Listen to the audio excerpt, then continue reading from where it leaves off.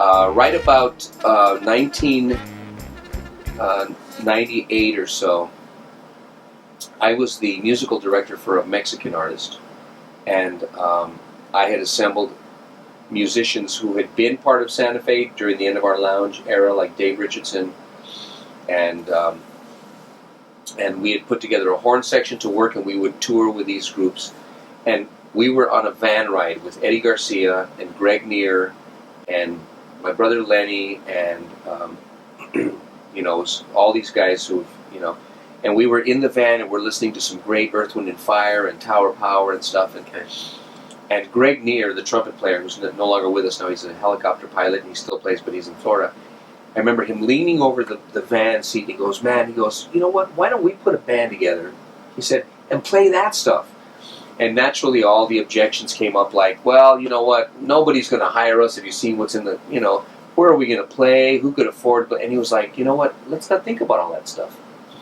Why don't we do it because we really want to do it? And I went, bingo, in other words, who cares about the money? Who cares about the money? Let's. What would it be? And immediately I started thinking, I've built some great relationships with some of the entertainment directors that still exist who really care. Okay. Namely Judy Alberti, who was at the station casinos. And I thought, you know what? I know that if I put something really great together, and I made her an offer she couldn't refuse, which that's continued throughout the years as well, we could probably get this on. And we started discussing that. It was like, okay, if we were we started painting this picture. Okay. If we were going to do that band, what would the band consist of?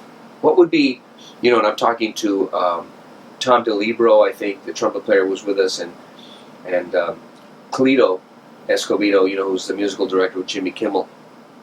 But we were sitting talking, okay, what would be the ideal horn section? Okay. What is the configuration that just about any arrangement we wanted to do, reasonably without it being a big band, and we talked about, okay, well, what would be the rhythm section configuration? And we had this picture in our mind now that we've designed of what the band would, the size of the band. And then we started talking, well, what about the music? What would we, what would we do? And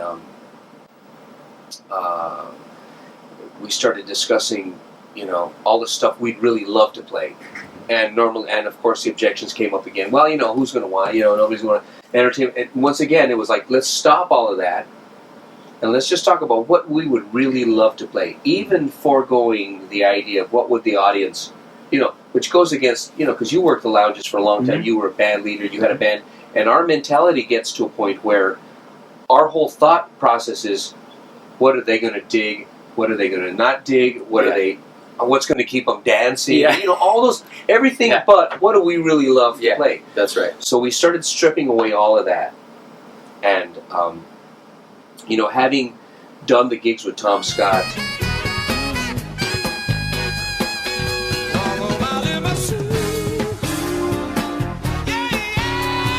and with Bill Champlin, and the other things that I had done, I had stepped out, I had taken myself out of the box of lounge guy now, and I had thought in terms of real performance and real musicality and just, things we didn't, in the lounge, you play 8-bar or 16-bar solo, and that's it, And there's not much room for creativity. Not much room for creativity.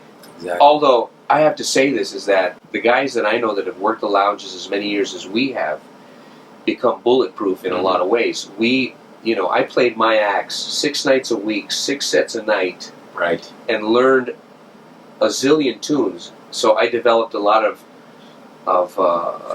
tools that a lot of other musicians don't ever get to use, which has benefited me throughout the years. But we didn't have that. Let's take our creativity and let it loose. Exactly. Tool, that's right. Which I started developing, and I was just telling. I had dinner with Tom Scott night before last. He was coming through Vegas, and I told him, I said, you don't even know the effects you had on me. When I was in your band, the things I was learning from you, the things you said to me that took me from one level to the next, I think that's important. And what I really learned was that I need to always put myself in an arena where I'm not the top dog, where I'm constantly striving to reach the level of the other guys that I'm playing with. That's right. That's right. That's right. We find out that our well is a lot deeper than we think it is. Yeah. If you mention Santa Fe to a musician or somebody in Las Vegas, immediately what they think of is, oh, music played at the highest level. Because that was the first thing that I heard the first time I came to Vegas. Was, well, you have to go see Santa Fe. Oh, who's Santa Fe? Well, they're the best band in town. You really need to go check them out. And they were exactly right. And so, fast forward to today, that quality has remained, and that's a testimony to yourself and what you've put together, and what your standards are, and what your vision is. Yeah. Okay. Well, first I want to say that it's interesting because Santa Fe, in a lot of its forms, especially before the Santa Fe and the Fat City Horns, it always wasn't the greatest players, and the greatest, what we were all knew how to be team players. And I tell people all the time, there are hundreds of guitar players in this city that are much better than I am. There are a bunch of singers that are much better than I am. There are songs, etc., etc. What I know how to do is put together a team and work within that team so that my assets shine brightly, and so that my liabilities are masked by the brilliance of the other guys I learned to surround myself with. And that's really the key, right? And I tell people that sometimes. They tell me, if there's a gift that I have, it's the ability to form a family, a group, and to inspire them, and for all of us to work together to do something that then is really like that. It's like taking all the lights in this studio and focusing them down into a beam, and that's what Santa Fe is. So that was the birth. That was the seed. Wow. That was the birth of what is now Santa Fe and the Fat City Horns. And as far as the music, what we decided to do is I said, okay, look, there's 14 of us at the time, I guess. And I said, if everybody will bring in a chart or a song that they really want to do, something they've always wanted to do but maybe never had a chance or couldn't get away with anywhere, we'll have 14 songs, which is a set, which is a show, And that's what we did. It took several months to actually piece together and get the right guys, and talk about, who was going to play this and who was going to play that, and for everybody to come up with the charts. But when we did, we had the first rehearsal, and it was a beautiful thing.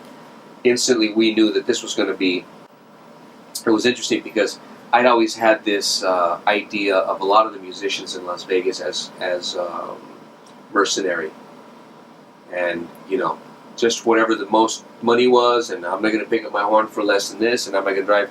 And what I really found out was that inside all of these guys, there was still that belief that music could be what it had been when they were kids and why they really got into it. And what Santa Fe did for all of these guys was it relit this, or it turned the gas up on this flame that was still there but hadn't gone out, Yes. And it brought back to them the idea that they could be creative, viable musicians doing new and awesome stuff, and not just playing the same notes every night to the same thing. Right. Actually, get back to playing music with passion, with feeling that has the possibility of moving somebody. That's right. That's right. And with all kinds of possibilities. With all kinds of who knows what could come of this. Like a glove, your love is skin tight. Only you can keep me going all night, up until the cows come home. But it's all right, yeah, baby, it's skin tight.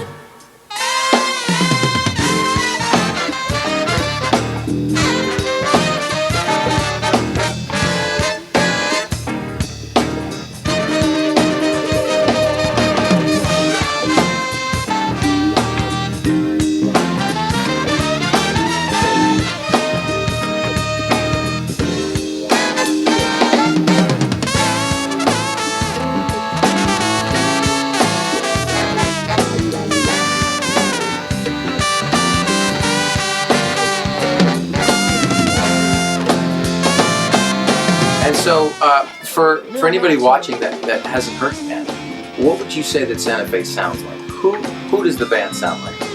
Who are the influences Well, that's the hardest question anybody ever asks me. Because Santa Fe we're the grandchildren of bands like Chicago and Earth, Wind and Fire and, Sly and the Family Stone and horn bands that have funk, rock, and salsa and Latin influences mixed in. Right. So it's hard to really pigeonhole. I tell people it's kind of like a cross between Earth, Wind and Fire, Chicago, and Tito Puente. I don't know how to describe it, and what it really is it's a stew. It's not, it's not clam chowder, and it's not chili. You like my analogies? It is this stew that's made up of the writers and arrangers and singers in this band and players who each have sensibilities. We've got writers and arrangers who come from big band world, who are real familiar with that genre of music and that genre of arranging. We've got guys who come from salsa world who are extremely comfortable in that land. We've got guys who are total street funk players, and we've got guys who have been playing rock and roll and singing rock and roll their whole lives. And so they bring that stuff to the table, to the stew. They bring that ingredient to the stew, and we throw it in and we make it work. It's like a melting pot. It is definitely a melting pot of music. Yeah.